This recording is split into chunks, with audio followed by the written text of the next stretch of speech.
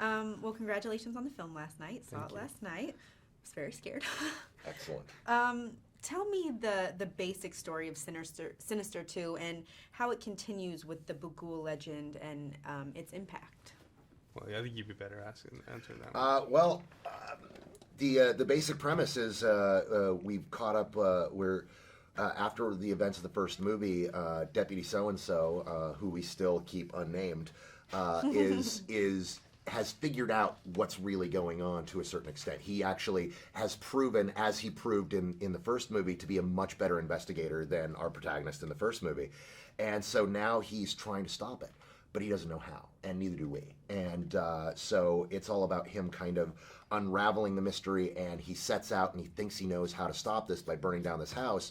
He goes to this place to burn it down before people have moved in, and there are squatters there, and there's already a family living there. And now he meets them, and he becomes emotionally invested in them, and now wants to try to prevent happening to them what happened to the Oswald family in the first film.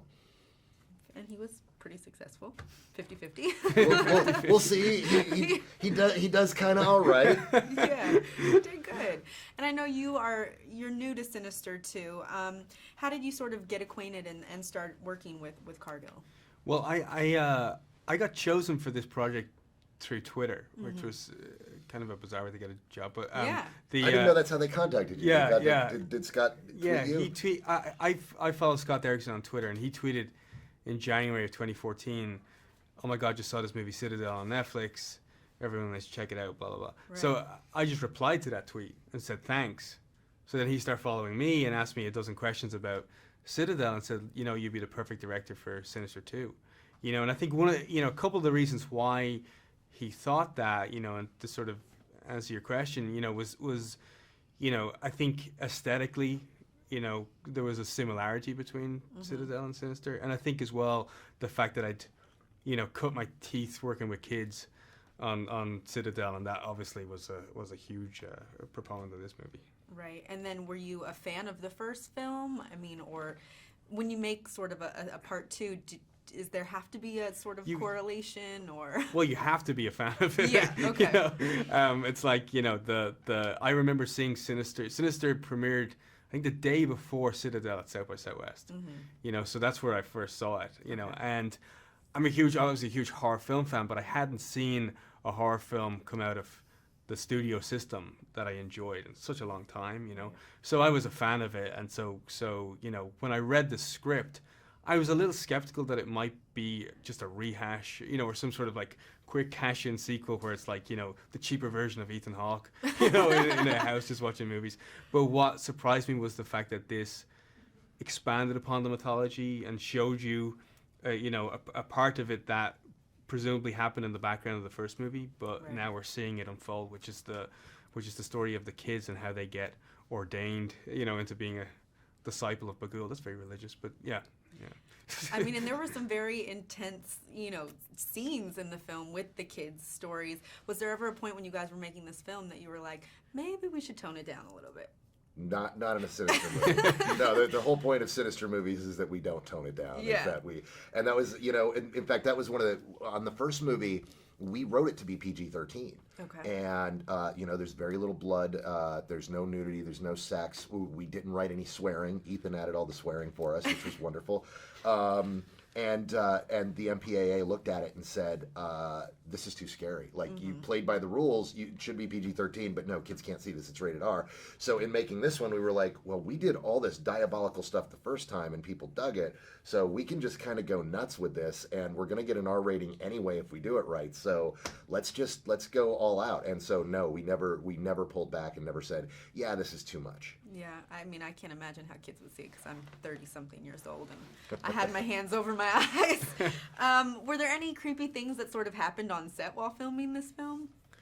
Creepy, no. No, not creepy. I mean, there was a lot of laughing on set, because you're working with kids and stuff. The scariest thing that happened was I got bitten by a brown recluse spider. and almost lost my leg. But besides that, Oh my goodness. They're awful, terrifying spiders. They're literally. I was telling him earlier that is my greatest fear is getting bit by one of those. So if you don't get it treated right away, if somebody doesn't recognize what it is, it's necrosis and it rots away at the area. And fortunately, the set medic identified it right away and said, "We got to get you to the hospital." And they got him there in time. And he is still with us today, leg intact. Thank goodness. Yeah, I mean, it's funny because it was the same day we had the wolf spider on set. There's a scene with the wolf spider, which is a pretty big spider. And when I assumed it was that it just gotten out, you know. Right. But then somebody showed me, you know, brown recluse. I was like, it's quite small, you know. So Oh my goodness. Okay, so nothing too crazy happening off. nothing too crazy During other than that. Yeah. And then talk to me a little bit about working with the boys, the twins. I mean, they were pretty fantastic in the role. Yeah. Oh, they're great. Yeah.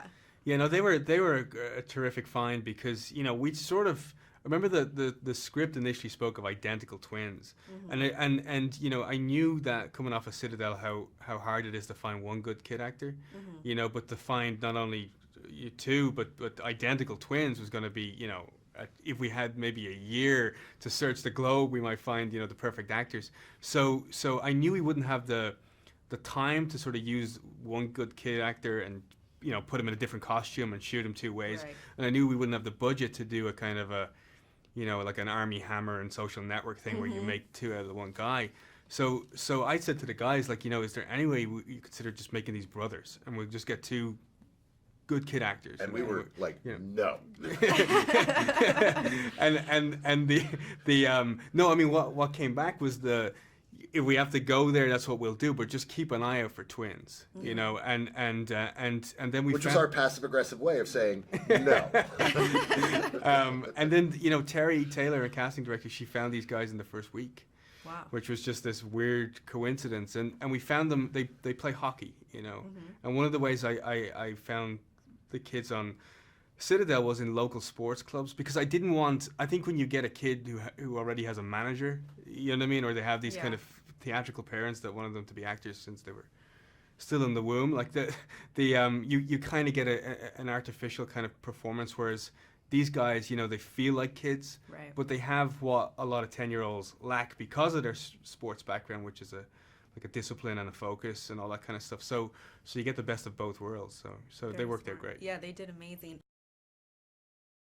Well, so first start by telling me the basic story of Sinister 2 and where we sort of meet up with your characters in the film. So my character picks up where Sinister 1 ended, which is that he sort of becomes obsessed with the same case that Ethan Hawke's character, Ellison Oswald, was obsessed with. And out of a lot of sort of, you know, guilt and remorse that things didn't go a different way, by following this case, it leads him to Shannon's character, who is a mother with two young boys living in the middle of nowhere, who sort of these supernatural things are starting to occur to them unbeknownst to them. So, And your character had no reservations about moving in this sort of haunted, you know, house or mansion, church / area. I think that she was given the information, like, you know, something happened a long time ago, kind of, like we all hear stories like that, like, oh, that Right. apartment building, there was something, they say it's haunted, but the real horror was going on in her real life, and the house is actually made quite cozy. You know, the kitchen's kind of cozy, and so she made it a little home, a little temporary home. She's surviving, you know. Yeah. But I understand what you're asking. And when the two of your characters meet, you sort of, you know, have to end up trusting each other. What are you up against?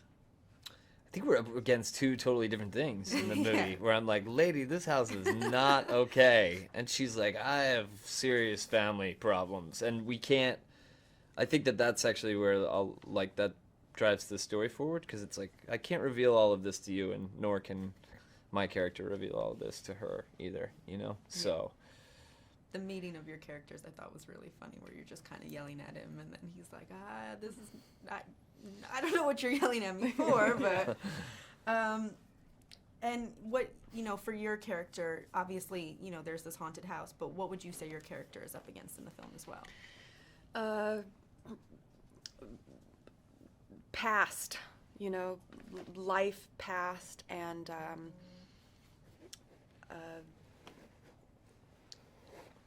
real life horrors. I'm trying to protect my kids from the real life horror of a very abusive father. So it's something that's really scary. You know, really, And really scary. Your boys in the film, the Sloan twins, they are so or the Sloan boys, they're so convincing as twins. What was it like working with them? I mean, Well, they are twins. they are They are twins. twins. yes. Yeah. They're actually Triplets, triplets. yeah. They have Oh. a sister, too. Wow, Yeah. didn't know that. And how was it working with them? I mean, both of them. Dylan's character, he was so afraid, and then they seemed like they had such a good relationship at first, which then you sort of see the dynamic change. Yeah, the interesting thing about them is that it actually felt like, for me, it was a little opposite. Yeah, Mhm. they were playing against But- how they yeah. actually really are in real Ah. life. Yeah. Yeah, Robert was Pure evil. yeah, he was just a Offset. little troublemaker. No. Yeah. Yeah. I remember sometimes they had to have, because there's only a certain amount of hours that the Mhm. kid actors can work, they had to have his brother stand in, because his brother, D'Artagnan, hadn't worked as much that day, or so he would stand in for certain scenes. And one time he stood in for a scene that was very emotional, and it was kind of like it was cosmic timing, really, because I felt that for him more naturally. Yeah. Yeah. They were great. They were really, Mhm. they were good in the film. Did any creepy things happen when you guys were on set filming at all? Shannon got hit in the head with a prop. A flying prop. The director got bit by a brown recluse spider. So, one day a van, was something happened, the parking brake broke, and it ended up rolling down a hill and almost killing everyone. Wow. Yeah, so that was So there were some strange things happening Yeah. on set. Yeah. Yes. Strange occurrences.